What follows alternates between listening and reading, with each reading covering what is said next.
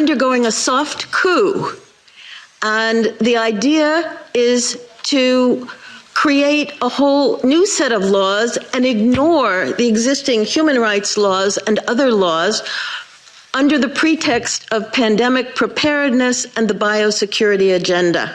The WHO is developing through all its nations, but with the WHO Directorate in the United States in charge, a pandemic treaty and amendments to the existing international health regulations that will remove the human rights protections currently embedded in the IHRs, will enforce surveillance, censorship, get rid of freedom of speech, require governments to censor and only push a single narrative.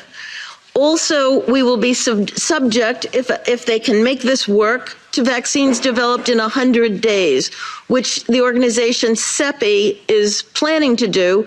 And one of the people who founded CEPI was Jeremy Farrar, who is now the chief scientist at the WHO, to bring this forward. Other things that amendments do is to bind the states so they're no longer recommendations but enforceable edicts, provide a liability shield, get rid of intellectual property rights, move supplies from one country to another, enforce digital passports, and the Director General of WHO can demand that a pandemic or a potential pandemic exists. He can just declare it with no standards, and then countries around the world will have to obey. Also, the WHO will tell you what drugs you can and can't use in your nation once a pandemic is declared. Obviously, the budget will increase. One Health is another part of this.